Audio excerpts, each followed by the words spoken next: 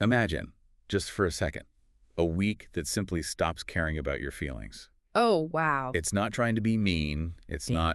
not trying to ruin your day or target you personally. Okay.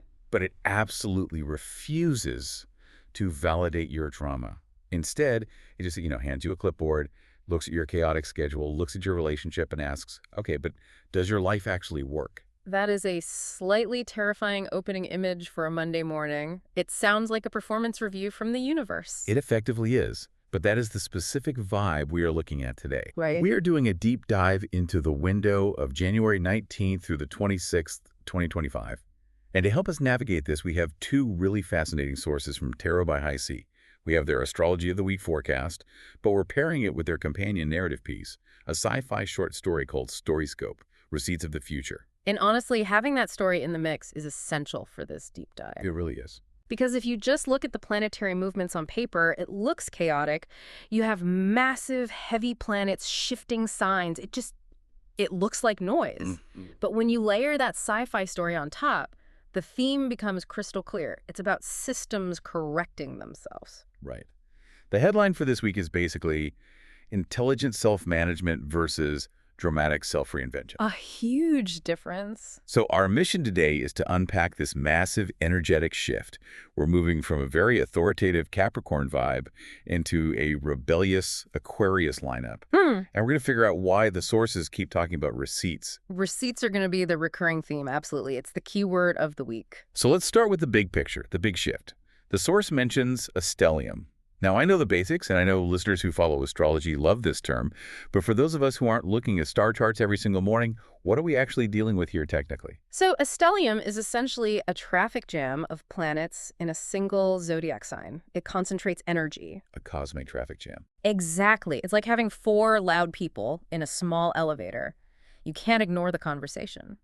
For a while now, we've had four heavy-hitting planets hanging out in Capricorn. Okay. Now, think about Capricorn energy.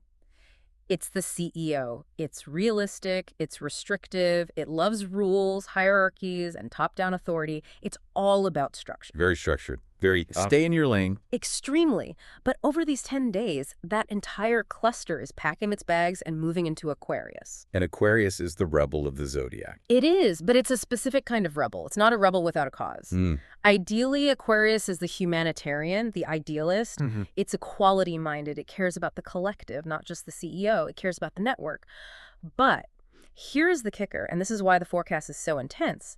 As these planets move from Capricorn to Aquarius, they are immediately conjoining Pluto. And Pluto is, well, Pluto's never settled. Pluto is the catalyst. It's the atomic energy of the zodiac. It rules the underworld, transformation, and, the exposure of seepers. It digs up what you tried to bury. So you aren't just shifting from following the rules to rewriting the rules. You're doing it while passing through a metal detector that reveals everything you're hiding. That is a vivid image. The source actually warns us explicitly about this. It says this shift involves drama, theatrics, hidden info coming to light. Yeah. It feels volatile, like someone struck a match in a room full of gasoline vapor. It is volatile, but that's where Saturn comes in. You can't talk about this week without Saturn. Okay. The source calls Saturn the adult in the room. Which, frankly, sounds like we need one. We do. While all this revolutionary, explosive Pluto energy is swirling, Saturn is there bringing accountability. The source uses a phrase I really latched onto. No drama, just receipts. No drama, just receipts. It's catchy. But what does that look like in practice? Because usually when we say receipts, we mean it's screenshots of a text conversation to prove someone is lying. Right. And it connects to that, but it's deeper. It means this energy isn't about making a scene or throwing a tantrum. It's about cold, hard proof. Saturn is watching how we manage our time, our money, our boundaries. It's described as adult growth. It's not flashy, it's not sexy, but it is effective. So while the vibe of the week is definitely about things recalibrating and resetting, maybe even things rearranging without us asking them to fine, Saturn ensures it's grounded in reality. It forces you to look at the ledger. So if I can use an analogy, it's like your house is being renovated, Maybe you didn't ask for the renovation and the walls are coming down. That's the Pluto Aquarius destruction part. Yeah. But Saturn is the contractor with the clipboard, making sure the foundation doesn't crack while you do it. That is a perfect analogy. And the source emphasizes that this week doesn't reward you for trying to reinvent yourself overnight. Right. It doesn't want you to paint the house a new color or buy new furniture. It rewards you for fixing the plumbing. It rewards cleaning up your systems. Okay, so that's the macro view, the big shift. But we have to live through this day by day. Let's get into the mechanics, because Monday kicks things off with what the source calls an awakening. Monday is fascinating because you have two very different cognitive processes happening at once. First, you have Mercury interacting with Uranus. Oh? Mercury is your brain, your logic, how you process data. Uranus is the lightning bolt sudden insight, disruption, electricity. The source says we should look for unusual signals. Exactly. This is your brain suddenly spotting inefficiencies you've been tolerating for years. Think outside the box. If you've been doing something out of habit like a specific workflow, or a way you argue with your partner, or even just the route you drive to work Monday is the day your brain goes, wait, why am I doing it this way? This is stupid. It's an urge to try something out of left field. But then simultaneously you have the sun working with Neptune. Now, usually when I see Neptune, I think fog, or daydreaming, or just being a bit spaced out. Usually, yes. But here, the source describes it as test driving our educated guesses. It's blending that intuition with common sense. You aren't just daydreaming. You're looking for the underlying pattern. You're seeing the hidden design in your life. It's like you can suddenly see the matrix code behind reality. However, Monday isn't just a mental exercise. We also get hit with the heavy hitter, Venus conjunct Pluto. This is the danger zone. This is where we really need to pay attention. Right. Venus rules relationships, values, and money. Pluto rules power, depth, and control. When they come together, superficial alliances get incinerated. Incinerated is a strong word. It's appropriate for Pluto. The source is very blunt here. If something relies on avoidance, it starts cracking. Oof, that hits home. It brings power dynamics and dating and business right out into the bright light. If you're in a partnership, romantic or professional, where you've been pretending not to care or using leverage or playing games, that stops working this week. Wow. The receipts get pulled. You can't hide the imbalance anymore. So Monday is about seeing the cracks. Then we move into the middle of the week, Tuesday through Thursday, and it seems like the intensity just ramps up. Mercury enters Aquarius on Tuesday. Right.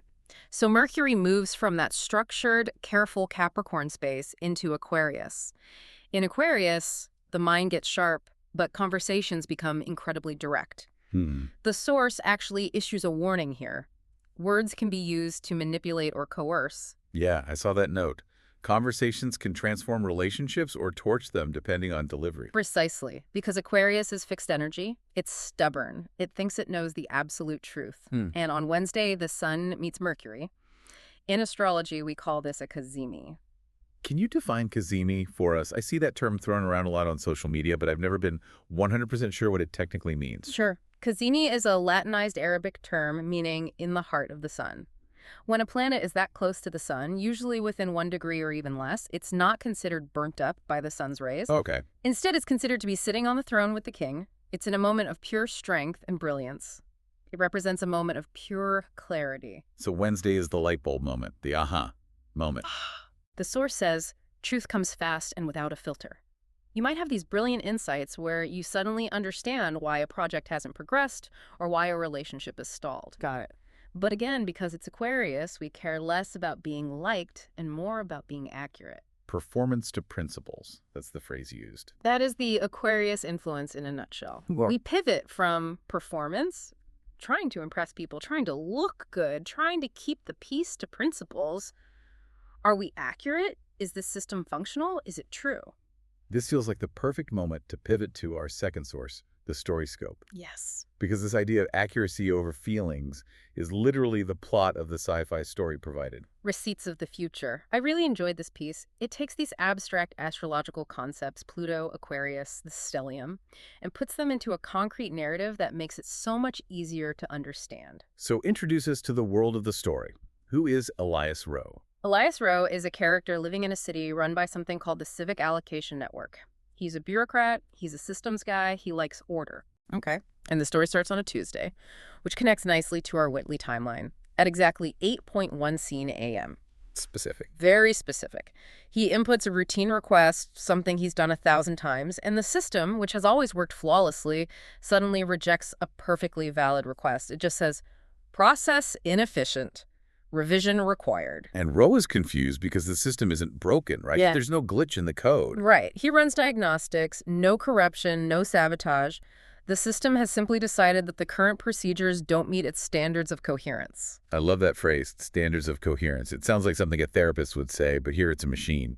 It's brilliant. The system starts pausing supply chains and putting contracts under review, not because they failed, but because they were just based on habit. The story says, hidden reports surfaced, redundant departments, financial loops that benefited no one except their own inertia. It's literally auditing the city in real time. And the people in the story freak out naturally. There's that character, Director Havel. The antagonist, yes.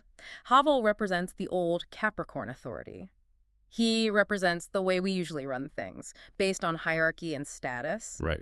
He shouts that systems are not meant to judge intention, and Ro replies with this fantastic line, they already do, they just usually do it quietly. That connects so well to the astrology of the week. Pluto exposing the hidden things. It really does. In the story, people try to override the system with louder commands and threats. They try to use force. They scream at the computer. They do, but the system just flags those commands for contradiction. There is a line the network delivers. Power based on force creates instability. Stability requires alignment. That is such a mic drop moment for Computer Network. Yeah. Stability requires alignment. It effectively illustrates the energy of this week. We are moving away from power based on because I said so, Capricorn, to power based on does this actually align with reality, Aquarius. If your life is built on because I said so, it's going to be a rough week. There's that scene where a junior analyst asks Ro if the systems have become dangerous. Because, let's be honest, an AI taking over the city usually ends in Terminator. It usually ends with lasers. Right, but Ro's answer gave me chills. He says, they've become adult. They don't care how things look. They care whether they work. That's the core of it, isn't it? That's the receipts. Exactly. The resolution of the story isn't a robot uprising. It's a recalibration. The city becomes quieter, clearer. Waste vanishes. It says, no one was celebrated, no one was spared. It's just honest. Which brings us back to the real world. Because while a self-correcting city sounds nice in a sci-fi story, clean streets, no waste, efficient bureaucracy, living through that energy in our actual lives sounds kind of dangerous, or at least emotionally risky. It definitely has its risks. We need to talk about the Pluto factor mentioned in the source again. We have the Sun, Venus, and Mercury all tangling with Pluto. The source mentions power struggles, possessiveness, jealousy. It's the human element reacting to the cold system. Yes. When you strip away illusions, people get defensive. The source warns that people might be very strong-willed this week. Okay. If you are in a situation where power has been hidden or manipulative, it's going to surface. And the danger is that we might react with ego. We might try to be Director Havel, shouting at the system, trying to regain control by force. There was also a specific trap mentioned for Wednesday regarding emotional detachment. This is critical. Aquarius is an air sign. It can be very detached, very cerebral. The source warns of emotional detachment masquerading as intelligence. That's a heavy accusation. Yeah. I'm not being mean, I'm just being logical. It is, but it's a common trap for smart people. Just because you are being logical doesn't mean you are right, especially if you're using that logic to avoid being vulnerable. Oh, that's a good point. You can use facts as a weapon to distance yourself from how you're actually feeling. You can say, well, logically we should break up, when what you really mean is, I'm hurt. So don't be a robot. Yeah. Even though the system is acting like one. Don't be a robot. The goal of the week is to use clarity to solve problems, not to use clarity to wall yourself off from other people. And then we have Mars moving into Aquarius as well, towards the end of the week, Jan 23rd to March 2nd. Right. Mars is our engine. It's how we take action. In Aquarius, action becomes strategic and collective. Okay. We stop reacting emotionally to things, that impulsive Mars in Capricorn or Sagittarius energy, and start taking actions based on principles. It's less about, I want this now, and more about, this is the right way to build the future. So let's synthesize this. We have all this energy, we have systems correcting themselves, receipts being printed, relationships being stress tested by Pluto. How do we actually surf this wave without wiping out? What is the strategy for the listener?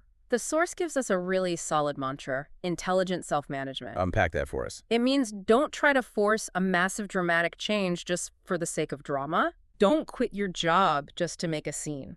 Don't blow up a relationship just to feel something. Instead, look at your life like that civic allocation network. Where is the waste? Where are the inefficiencies you tolerate just out of habit? So on Monday, when that Mercury-Uranus energy hits, I should be looking for those unusual signals. Yes. If you get a hunch that a certain way of working or relating isn't coherent anymore, listen to it. But, and this is the Sun-Neptune influence work, quietly. Oh. You don't need to announce your revolution on social media. Let the pattern reveal itself. And in conversations, because that seems to be the danger zone we talked about earlier. Choose impact over reaction. That's the advice. Since everyone is going to be feeling a bit exposed, kindness combined with accuracy is key.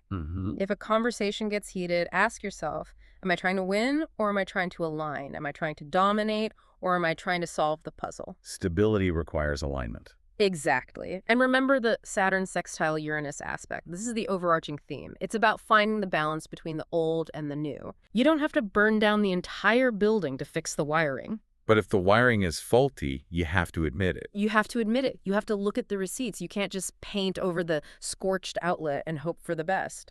It's funny, usually when we talk about receipts in pop culture, it's about exposing someone else. Yeah. I've got the receipts on you, but this week feels more like, here are the receipts on yourself. That is a profound distinction. Yes, this is an internal audit. The source says this week rewards intelligent self-management.